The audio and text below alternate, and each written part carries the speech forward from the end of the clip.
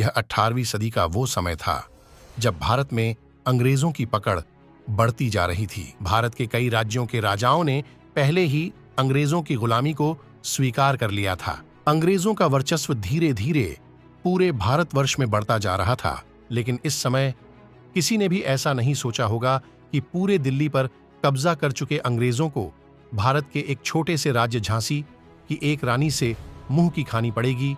लेकिन ऐसा हुआ और अंग्रेजों की ताकतवर सेना के सामने झुकने के बजाय रानी लक्ष्मीबाई ने अपने राज्य की रक्षा के लिए जंग करना और मातृभूमि के लिए मरना उचित समझा। इस तरह झांसी की रानी लक्ष्मीबाई भारतीय इतिहास की पहली ऐसी महिला बनी जिन्होंने अंग्रेजों के खिलाफ आवाज उठाई और उन्हें जंग में कड़ी टक्कर दी और अपने अंतिम समय तक अंग्रेजों को अपने आप को और अपने बेटे को छूने तक नहीं दिया। तो आज इस वीडियो में हम झांसी की रानी लक्ष्मीबाई की अंतिम लड़ाई के बारे में जानेंगे कि कैसे उन्होंने अपने कंधे पे अपने बेटे को बांधकर अंग्रेजों के दर्जनों सैनिकों को अकेले दोनों हाथ में तलवार लेकर मार गिराया। तो चलिए शुरू करते हैं। खूब लड़ी मर्दानी वो तो झांसी वाली रानी थी। लेखक सुभद्रा कुमारी की कविता झांसी की रानी की यह पंक्ति आज भी हमारे भारत के बच्चे बच्चे को याद है, जो हमें भारत की मिट्टी में जन्मी एक ऐसी रानी की वीर गाथा सुनाती है जिसने बिना बड़ी सेना और बिना आधुनिक हथियारों की सहायता लिए अंग्रेजों को ऐसा सबक सिखाया कि आज भी पूरा विश्व रानी लक्ष्मीबाई की वीरता को याद करता है।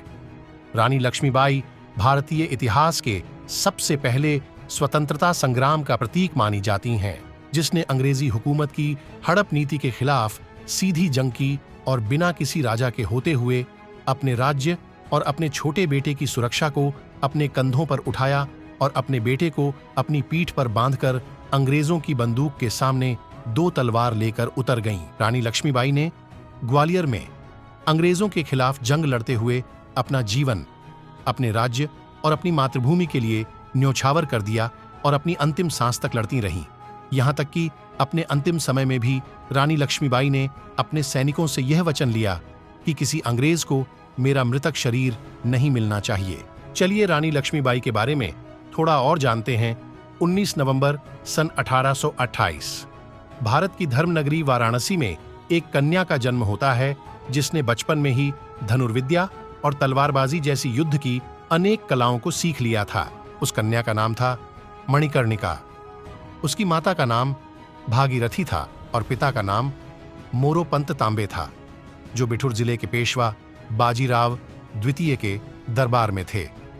4 साल की उम्र में ही उनकी माता का देहांत हो गया था, जिसके बाद उनका पालन पोषण उनके पिता ने किया।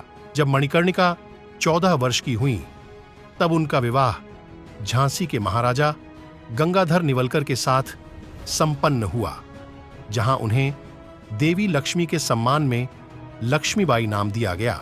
उस समय झांसी काफी धनी राज्य था, जिस पर लंबे समय से अंग्रेजों की कड़ी नजर थी। लेकिन राजा गंगाधर के जीवित रहते अंग्रेजों का झांसी पर कब्जा करने का ख्वाब कभी पूरा नहीं हुआ।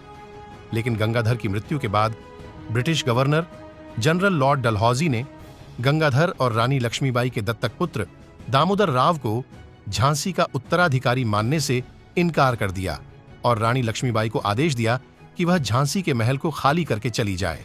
लेकिन रानी लक्ष्मीबाई ने अंग्रेजों की इस बात को मानने से इनकार कर दिया और उन्हें युद्ध की चुनौती दे दी।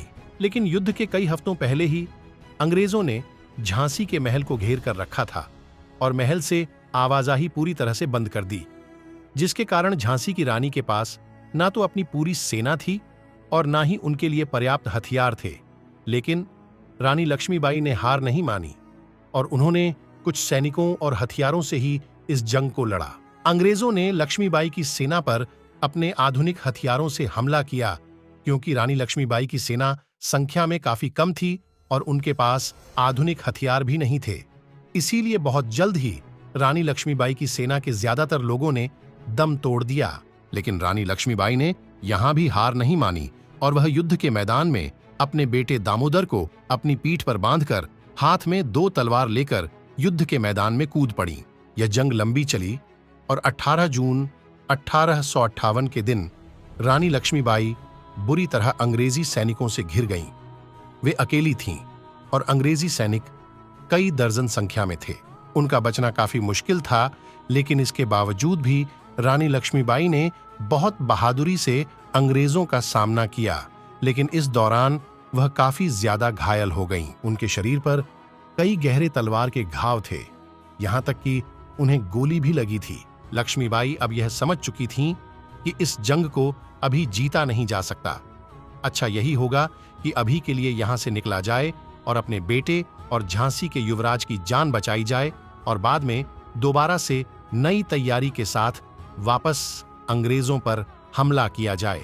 इसीलिए अब रानी लक्ष्मीबाई ने अंग्रेजों को चकमा देने की कोशिश की और इसमें वह काफी हद तक कामयाब भी रहीं। अंग्रेजों से दूर जाने के लिए अपने बेटे के साथ वो लड़ाई के मैदान से इतनी तेजी से हटीं कि अंग्रेज सैनिकों को इसे समझ पाने में कुछ वक्त लग गया। जंगल की ओर बढ़ते समय उनके सामने एक बड़ी घाटी आ गई। शुरुआत में रानी लक्ष्मीबाई को लगा कि वो इसे पार कर लेंगी, पर इनका घोड़ा आगे नहीं बढ़ा और तभी उन्हें लगा कि उनकी कमर के बाईं तरफ किसी ने बहुत तेजी से वार किया है। उनको राइफल की एक गोली लगी थी। रानी लक्ष्मीबाई के बाएं हाथ की तलवार छूटकर जमीन पर गिर गई। उन्होंने एक हाथ से अपने कमर से निकलने वाले खून को दबाकर रोकने की कोशिश की, लेकिन तब तक एक अंग्रेज रानी के घोड़े के बगल में पहुंच गया। उसने रानी पर वार करने के लिए अपनी तलवार ऊपर उठाई। रानी ने भी उसका वार रोकने के लिए दाहिने हाथ में पकड़ी अपनी तलवार ऊपर की, लेकिन उस अंग्रेज की तलवार उनके सिर पर इतनी तेजी से लगी कि उनका माथा फट गया और वो उसमें से निकलने वाले खून से लगभग अंधी हो गईं। तभी रानी ने अपनी पूरी ताकत लगाकर अंग्रेज सैनिक पर जवाबी वार किया, लेकिन वो सिर्फ उसके कंधे को ही घायल कर पाईं। लेकिन इस समय रानी लक्ष्मीबाई की हालत काफी खराब थी। उनके सिर से काफी तेजी से खून बह रहा था, जो उनकी आंखों में भी पहुंच रहा था, जिसके चलते वह कुछ भी देख नहीं पा रही थी। रानी घोड़े से नीचे गिर गईं। तभी उनके एक सैनिक ने अपने घोड़े से कूदकर उन्हें अपने कंधों पर उठा लिया और पास के एक मंदिर में ले गया। रानी तब तक जीवित थीं। मंदिर के पुजारी ने उनके सूखे हुए होठों को गंगा जल लगाकर तर किया। रानी बहुत बुरी हालत में थीं। धीरे धीरे वो अपना होश खो रही थीं। उनकी आंखें खून से भरी हुई थीं। उन्होंने मुश्किल से अपने अंतिम समय में एक आंख खोली और अपने सैनिकों से लड़खड़ाती जबान में कहा, तुम मेरे बेटे दामोदर की रक्षा करना। इसके बाद ही रानी की सांस फूलने लगी और उन्होंने काफी कोशिश करते हुए अपने आखिरी शब्द कहे कि अंग्रेजों को मेरे मरने के बाद भी मेरा शरीर नहीं मिलना चाहिए। यह कहते ही लक्ष्मीबाई एकदम शांत हो गईं। यानी अब लक्ष्मीबाई इस दुनिया को छोड़कर जा चुकी थीं। जिसके बाद लक्ष्मीबाई के अंतिम वचनों का आदर करते हुए उनके सैनिकों ने उनके शरीर को मंदिर के पास मौजूद एक जगह पर लकड़ी इकट्ठा करके जला दिया। इसकी भनक अभी तक अंग्रेजी अफसरों को नहीं थी और उन्हें जब पता चला कि एक हमले में रानी लक्ष्मीबाई घायल हो चुकी हैं और उनके सैनिक उन्हें मंदिर में ले गए हैं, तब पूरी अंग्रेजी सेना ने मंदिर को चारों तरफ से घेर लिया और लगातार उस पर गोलियां बरसाने लगे। शुरुआत में अंदर से कुछ गोलियां भी चलीं जो रानी के बचे हुए सैनिकों द्वारा चलाई गई थीं, लेकिन अंग्रेजी अफसरों की संख्या इतनी ज्यादा थी कि लगातार गोलियां चलाने के बाद अंदर से भी वापस गोलियों का जवाब आना बंद हो गया। यानी अब मंदिर के अंदर मौजूद आखिरी सैनिक की भी मौत हो चुकी थी। जिसके बाद अंग्रेजी अफसर मंदिर में घुसे और चारों तरफ रानी लक्ष्मीबाई को ढूंढने लगे।